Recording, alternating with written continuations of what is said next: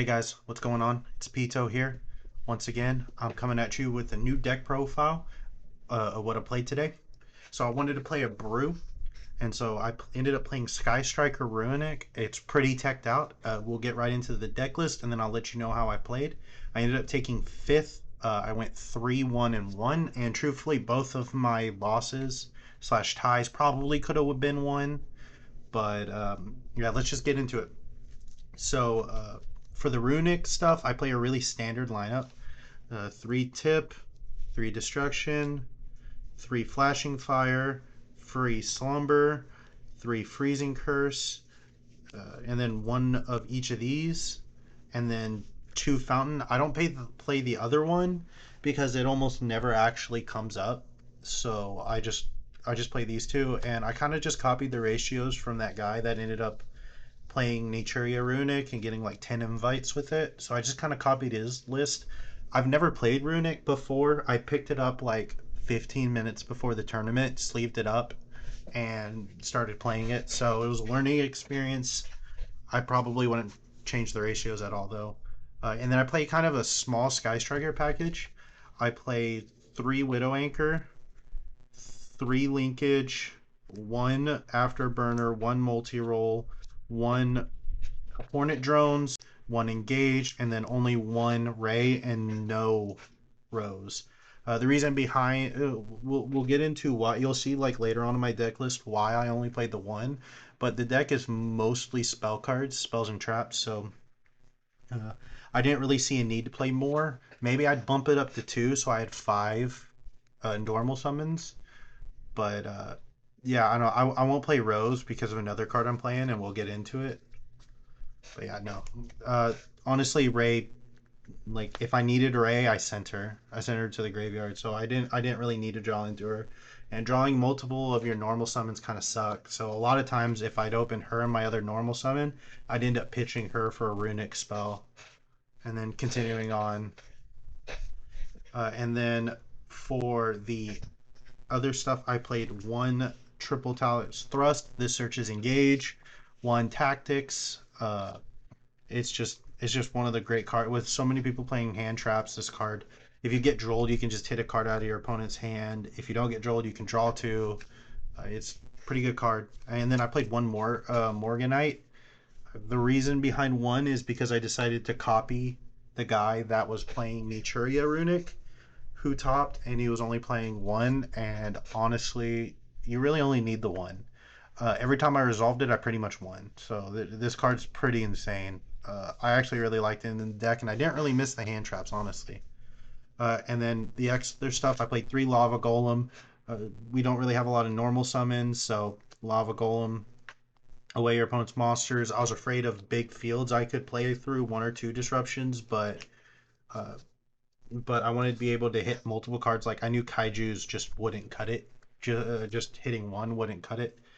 Uh, so yeah, this card actually came in. This card was pretty good all day today.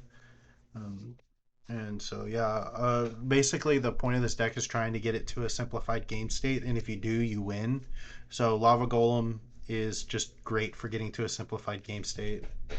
And then I played three Imperms. This is, I mean, it's Imperm. You can activate it as a hand trap, even if you're under Morganite. So that's kind of the reason I played it. Maybe I'd swap it out for like Dark Rulers, but it it ended up coming up pretty well. I ended up enjoying it a lot. And then the spicy tech of the day, three Curry Bandit. Uh, I ended up picking up three Curry Bandits because of hat format, and I think hat's going to start taking off in my area. So I was like, well, let me just pick up the Curry Bandits now.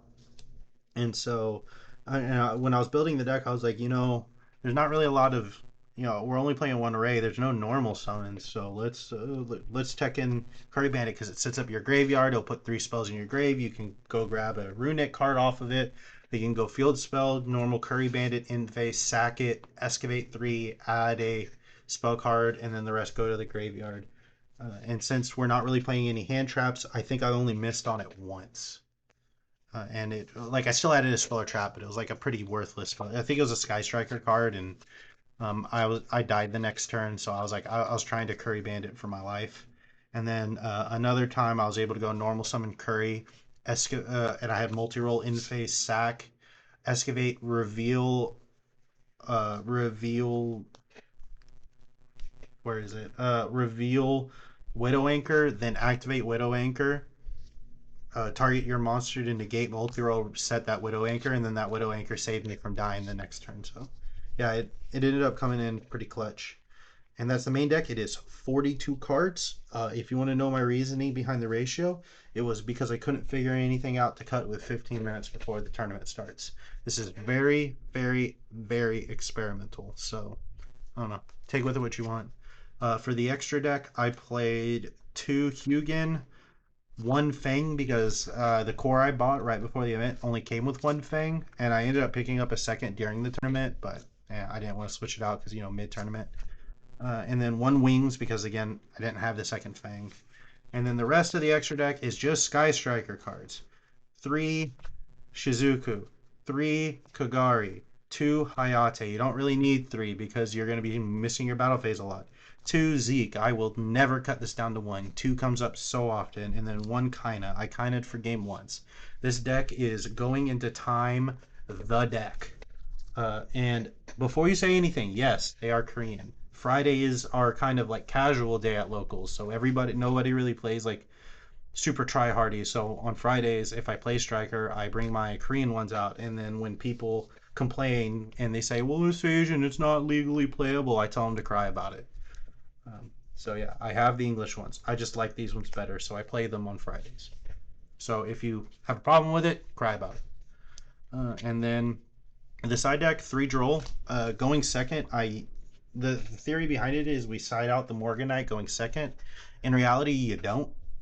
You just leave it because you're gonna be going through it all the time. But this is a turn ending card, so I would probably like leave this in moving forward. I never actually sided it in because I never needed to. Like every deck I ended up playing against didn't lose to it too bad, and I was like, I'd rather just have other stuff. So yeah, that was the idea, and yeah, moving forward, I'd still keep it because it is a turn-ending card for a lot of decks, and just going second, I'd side it in. And then three Dark Ruler no more, sided it in once, saw it, but the guy didn't open too well, so I just pitched it. I was able to like negate his one monster interaction, with Sprite. I ended up negating it and then pitching this for a Runick spell because I was like, I don't really need it. One Pank, this came up all day. Card's broken. One Feather Duster, never saw it. Two evenly matched because I only had two spots and I wanted to be able to simplify the game state. I resolved it once. Well, I didn't resolve it, it got negated, but it's still a good card. Yeah, I would probably keep it. There's some argument to move it to two, but it's just not very good going first. Like if I was playing like Pure Striker, I would consider going to three because Pure Striker likes to go second. But two, well, yeah, it wasn't too bad. And then one Called by the Grave because Droll hurts. So I wanted to, when I was going first, I wanted to side these in. I wanted to side and Call by the Grave, and it ended up working because I ended up like you can do a lot of stuff in the draw phase with this deck. So I end up just going. I'd make Hayate, and then they ashed it, and I was able to call by it, grab engage, and they just scooped at that point. So yeah, no, this card is pretty goated. You can actually play around Droll really well in this deck, and I'll show you how. And then two more Morganites. I would maybe only side the second going first. I never once sided all three in. Like I never once played all three. I always ended up just doing two. And because if you draw multiple, it's not the worst, but it's really not great. And even when I only had two in the main, I still drew multiple. But yeah, it's a really broken card. I don't think I'd keep setting two more on the side. I think I just drop one and then maybe put in like the third evenly or something. And then the last two spots were two Tiki Boos. Sighted it in and never saw it, but I mean it's a good card. It's a really good card in Sky Striker. Once you simplify the game state, you just put this on the board, and your opponent can't really do much. And then yeah, that's the whole deck. My matchups were Oh, give me a second to remember. So my matchups were. I know I beat Dino, a 2-0 Dino. Or I didn't 2-0 Dino, I 2-1 Dino. Game one, he kind of just like thought he could outgrind me. And then I banished his whole deck and passed turn, and there was only a couple minutes left on the clock. Game two, he was able to OTK me. Game three, I just made kinda gained life pass. And then he was like, oh, okay, GG.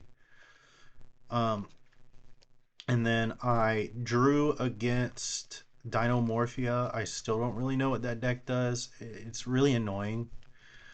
But we ended up drawing just because he had rivalry and I couldn't really get over the rivalry.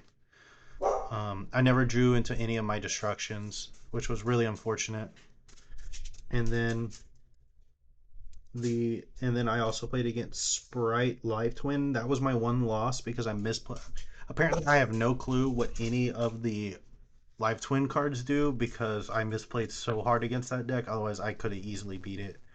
And then I played against the very last round. I played against what deck was it? It was Destruction Sword, Buster Blader. It wasn't very hard. Uh, just take his monsters, pop his stuff. Yeah, that one was pretty easy. And then I forget. I played against something round one and ended up beating it 2-0.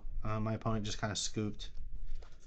So yeah, no, it was 5 rounds. Went 3-1-1. Will I continue to play the deck? That's a big fat maybe. Um, but I don't know. I just kind of thought I wanted to have fun today. Wanted to play something other than Bestial, and picked this stuff up and played it. But I'll show you how to play around Droll with this deck. So it was a lot easier when you had multiples. So multi-roll, like all you need is 3 cards, like any 3 cards. And what you do is you go activate multi-roll, set a card. Like here, let me get a let me get a spell card, like say Runick tip. So set a card, activate, send whatever to the graveyard. It doesn't matter. So now your opponent can't respond to your spell cards. You can then go activate Runick tip. You have to be turn player on this, by the way. Activate Runick tip, add your Runick card. In the resolution window, hold player priority, activate any quick play spell card. It doesn't matter. Any quick play spell card. Since you're turn player, you have the priority to activate before your opponent gets the chance to activate Troll. And then so you play anything like that, and then your opponent cannot change role because they can't chain to your spell cards due to the resolved effect of multi-roll. And so you resolve your spell card, and then you've left the resolution window of drawing a card.